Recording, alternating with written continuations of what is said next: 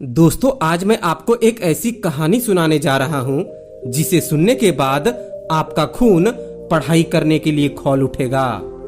आपका मन पढ़ाई से जितना भी भटकता हो, लेकिन ये कहानी सुनने के बाद आपका ध्यान पढ़ाई पर लगने लगेगा। यह कहानी आदित्य नाम के लड़के की है जो एक छोटे से गांव में रहता था। उसके पिता एक छोटा मोटा किसान था, लेकिन फसल खराब होने के कारण घर में आर्थिक संकट हमेशा बना रहता था। माँ सिलाई का काम करके घर चलाती थी। आदित्य को पढ़ाई का बहुत शौक था, लेकिन किताबें खरीदने के लिए उसके पास पैसे नहीं थे। स्कूल के रास्ते में आदित्य अक्सर शहर के बच्चों को देखा करता था जो महंगे बैग और चमकदार जूते पहनकर स्कूल जाया करते थे। आदित्य के पास स्कूल जाने के लिए एक पुराना बैग और फटे हुए जूते ही थे। इसके बावजूद वह अपनी किताबों से प्यार करता था और स्कूल की हर क्लास में आगे बैठता था।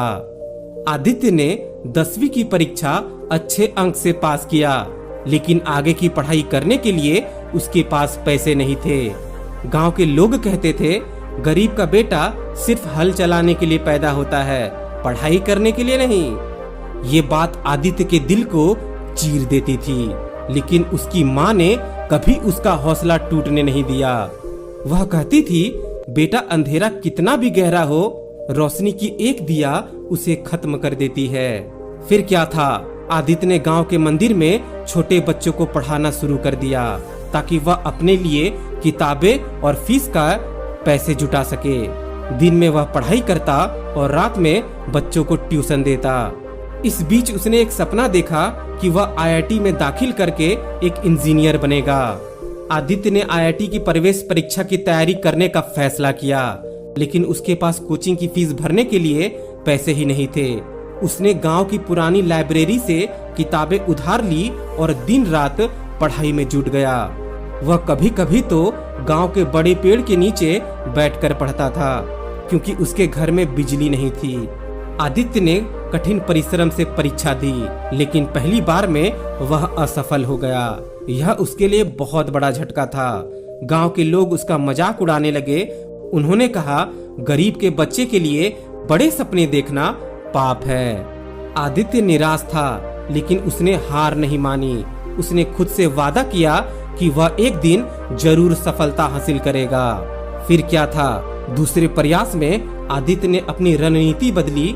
उसने अपने कमजोर विषयों पर काम किया और अपनी मेहनत को दुगना कर दिया। इस बार उसने परीक्षा में टॉप किया और आईआईटी में एडमिशन पा लिया। जब गांव वालों को यह खबर मिली तो वे हैरान हो गए। वही लोग जो कभी उसे ताने देते थे, वे उसकी तारीफ कर रहे थे, लेकिन आदित्य ने अपनी सफलता का श्रेय अपनी माँ को दिया। आईआईटी से पढ़ाई पूरी करने के बाद आदित्य ने एक बड़ी कंपनी में नौकरी पाई।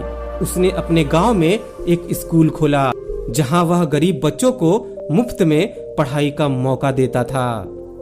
इस कहानी से हमें यह सीख मिलती है कि मेहनत और लगन से कुछ भी संभव है। परिस्थितियां चाहे कितनी भी खराब क्यों ना हो, अगर आपके इरादे मजबूत है तो आप जीत सकते हैं। हमें अपने सपनों पर भरोसा रखना चाहिए और कभी हार नहीं माननी चाहिए। असफलता एक सबक है, ना कि अंत। आदित्य की कहानी हमें यह सिखाती है कि सफलता उन्हीं को मिलती है जो संघर्ष से डरते नहीं हैं और अपने सपनों के लिए जी जान लगा देते हैं। अगर आप अपने जीवन में अंधकार का सामना कर रहे हैं तो यह याद रखें कि हर रात के बाद सुबह जरूर आती है।